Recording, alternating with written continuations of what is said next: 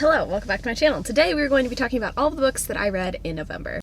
So this month I read 8 books. It was an okay reading month. It was a little less slumpy, I feel like, than October. Still wasn't like the caliber of reading that I feel like I'm usually up to, but it's fine. We're cool with it. We're gonna talk about books. I don't have a lot of time to film this because I'm on my lunch break, so this might be a little bit like hectic, so I'm sorry if it stresses you out. It's stressing me out. The first book that I read this month was Persephone by, I don't know how to say this person's name. It's French. I'm gonna put a picture of the book right here as I always do. This was a graphic novel and it slapped. It was so fucking good. This was an amazing way to start my month. It reminded me so much of Studio Giblets, you know, that Kiki delivery service people. Studio Gibbets kind of like artwork, you know what I mean? I really liked it. I was really in love with it. It's loosely based on the story of Persephone, you know, the bitch that goes down to the underworld or whatever. In this story, Persephone, I think this person is Persephone's daughter, like the main character, and it kind of follows her as she like fights crime and tries to kind of figure out what's happening in her society because bad things are happening and like demons, I think, are coming in. Honestly, I don't really remember much of the story. The artwork is really what sold me, although I will say the story was really fun. Honestly, if we're going just based on story alone, it should probably be like a 4-star read, but to me, it was a 5-star in my heart. And I haven't read very many graphic novels that I've really connected with on a level that I wish I could connect with graphic novels. I liked that this was a complete story as well. I feel like a lot of graphic novels are like, oh, cool, you just read the first episode or like the first whatever volume, which is fine, but I tend to prefer, I think, complete graphic novels, so I liked that about it. The next book I read this month was You Asked for Perfect by Laura Silverman. I fucking hated this. I'm just gonna be real with you. I gave it 3 stars initially because of some things I'll talk about later, but I adjusted my rating to a 2-star because it was such a letdown for me. This is an arc. It comes out, I think, in like April of next year, and it's like the white man strikes again. You know what I mean? It just wasn't something that I enjoyed. I can't even remember the characters' names, but it was about a senior in high school, a boy senior in high school, and he is struggling because he's applying to colleges and he's wondering why he's so stressed out, and he's having a hard time like balancing all of the different activities and classes that he's in, and he also starts falling for his next door neighbor. Okay, so I feel oldest when I read stories like this, mostly because it reminds me how far removed from high school I am, but I also can still remember those feelings because those feelings of anxiety about the future kind of persist even past just high school applying to college. But I also think I'm more critical of stories like these because I've experienced it and a lot of people have experienced it, and while I feel like the anxiety rep was amazing, it made me feel anxious just reading the book, I don't feel like the character's actions were consistent. It really pissed me off. This character really wanted to go to Harvard, and then some of his actions at the end, this whole book has been leading up for you applying to Harvard and going, and now you're rethinking your decision. Like, it was not consistent with his like character, you know? It's like, if you've been stressed out this entire time trying to get to a place, I mean, I know you can just like quit at the last second, but it just didn't make sense given the character. Also, the relationship that was baked in really angered me because it was so poorly done. I liked that the romance was diverse, you know, it was a queer romance, which was nice. I believe the partner, that the boyfriend or whatever, and he's a person of color, and I literally can't remember because this was not a memorable book for me what his background was. But I also liked, again, that it was a queer story, but there was no tragic backstory. Neither of the characters had to come out. That was not a part of it. It was just them getting together was, I guess, kind of part of the conflict. But honestly, you can't just have one scene of characters studying together and that be like the romance. My hair, I look like a potato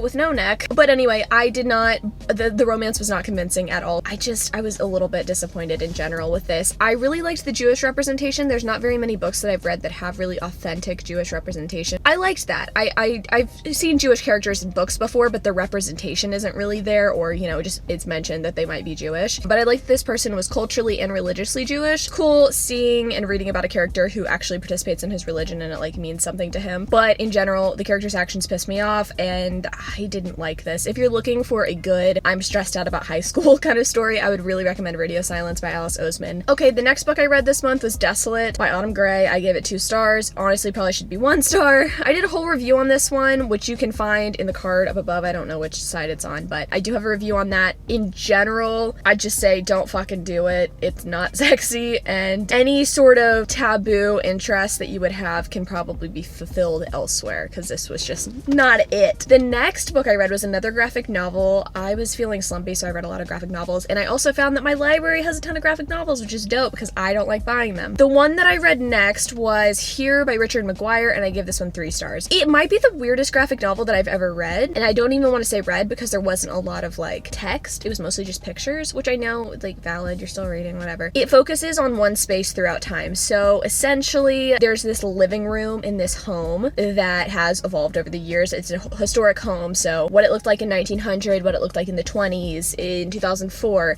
and it also takes that space before it was even a room, so when it was just an empty field back in like prehistoric times. And the running theme the author is trying to say really is that everybody kind of experiences the same things, and the space might change over time, the wallpaper might change, but people have the same arguments, they have the same life experiences, people die. I enjoyed it. The thing that was confusing to me though was that you would have like a living room setting from 1960, and it would say at the top 1960, but you would have like little squares cut out on that particular page of different time periods, and it was kind of hard to try to figure out what was going on and try to figure out kind of what the theme was, because I feel like a few of the pages throughout the graphic novel were trying to be cohesive as a theme, you know, like this is the page from 1960, or this is the living room from 1960, here's a bunch of different scenes from different time periods, but they're all like trying to convey the message that like of like human arguments or things like that, if that makes sense. And it was just kind of hard to follow sometimes and try to piece it all together and make sense of it, which maybe that was what the author was going for, but for me it was a little confusing. I will say by the end of the book I felt really small.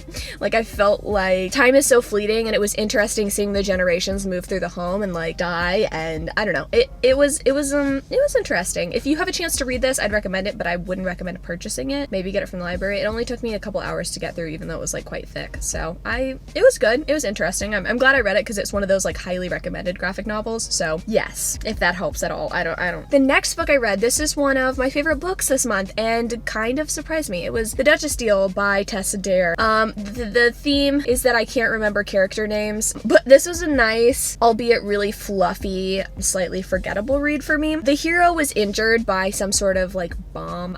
Did they have bombs in the 1800s? I'm not quite sure, but he got disfigured on his face and his body, and his fiance breaks up with him because of his deformities, and the fiance to be had already commissioned a wedding dress. The seamstress is pissed because she made this wedding dress and no one's paid for it, so she goes to the Duke. Did I say he's a Duke? He's a Duke, the scarred man, the Phantom of the Opera. She goes to him and is like, hey, I want my payment. Can I secure this bag? He's like, you know what? Why don't I just marry you instead? And she's like, you know what? I don't really like my life of servitude, so for sure, let's get hitched. And I liked it. I thought it was funny. The characters, I think really in historical romances, the way that they can really get it right is by doing really fun banter, and this had tons of great banter. I also felt like the relationship was compelling. That's like my biggest bitch about most romances, where they usually go wrong for me, is that I don't know why the characters should be together. It makes no sense to me, but in this case it did. I mean, it was a marriage of convenience, but they end up falling for each other. They kind of have similar interests. They definitely they're on the same wavelength about a lot of things, and it was lovely. I'm reading the second book this month at some point. I don't know when. I already have it checked out, but I'm supposed to be buddy reading it with Daria, so hopefully she'll get her shit together, read the first book, we'll read the second book. I'm excited about it. It was a really surprising read for me, although I don't know why I'm so surprised because everybody fucking loves this book. But yeah. Oh, also the side characters were really nice in this. I love a good side character because it makes me want to read the other books by the author, because inevitably they use the side characters to star in the other romances. So 4 stars, love this. The next book I read this month was Forever Interrupted by Taylor Jenkins Reid. I give this a 3 star, and this was the pick for the TJ read along that me and Dylan host every month. So we're reading one book from Taylor Jenkins Reid a month, and then we are doing live shows the last Wednesday of every month at 9/8 Central. I didn't really like it. I'm just gonna let you guys know ahead of time. I thought it was kind of pointless. So the story is about a woman who has this like whirlwind romance with a guy, and he croaks like very quickly.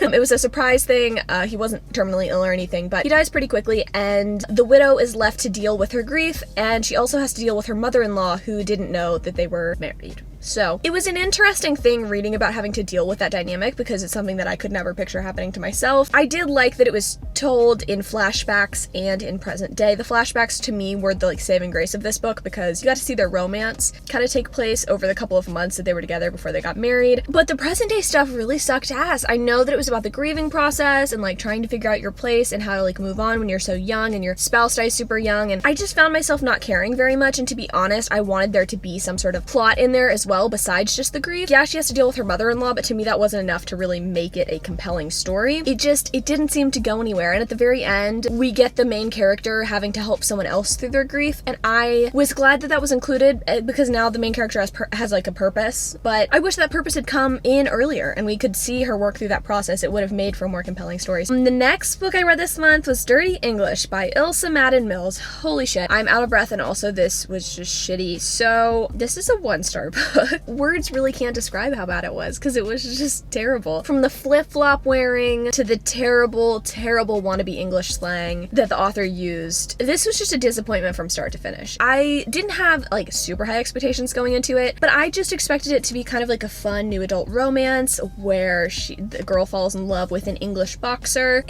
Guys, it was bad. The prologue, I think this is kind of what pissed me off the most. The prologue opens up and the main character is getting date raped. And while it's not a graphic depiction, it is jarring enough to make me very uncomfortable. And I get that this happens in real life, and I think it's important that we include it in books, for sure. It needs to be talked about. I just don't want it in my romances. That's a personal preference. I understand if you don't mind it, but I read romance for the escapism, and I just didn't really like its inclusion. And then the plot itself really is about this like jewelry making girl who's not like other girls, who is coping with the sexual assault that she's had by sleeping with a ton of guys, which do you, sis? But then she falls for this like pip cheerio govna douchebag. He didn't even treat her poorly. I just really didn't enjoy him as a character. I really hated the slang that was used. You could tell this author's not English, and she tried to write an English character, and you're just like, could you not though? The sex, why? I died inside. And here's a quote: "I'm everything you need to stay away from," and really that should just be applied to the book as a whole. I genuinely think that Beautiful Disaster by Jamie McGuire is a better read. The last book I read was Angel's Blood by Nalini Singh, which I gave 4 stars. This one I read solely on audiobook. Backstory: I was compelled to read this because my like Goodreads gang, they told me that this is like the best paranormal. They've been harassing me to read it. It's like an 11-book series, so of course my ass was like not trying to get into this and like enjoy it, but I had put it down for a while. I'd been reading a physical copy, but I was like, you know what, whatever. I have some time to kill on the way to my parents' house for like Christmas and Thanksgiving break, so why don't I start doing audiobooks? I liked it. I think what threw me off in the beginning was the lore is a lot different than most typical vampire lore. In this society, human beings have to petition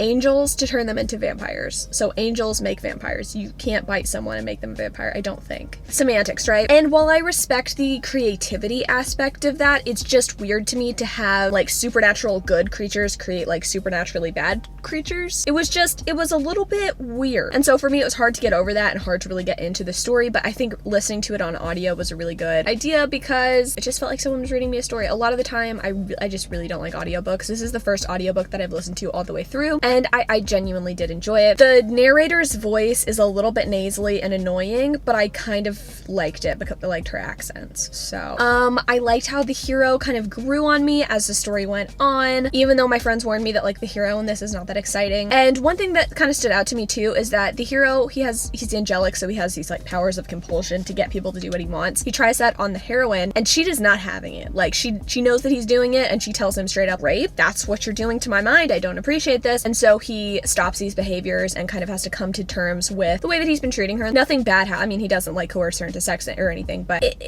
I liked it. I felt like it was kind of feminist. That's something in paranormal that I think people can be rubbed the wrong way by is, you know, coercive element, I guess, to like claiming and marking and mating and all that stuff. That is not present in this book. I liked it. I can't wait to read the other books.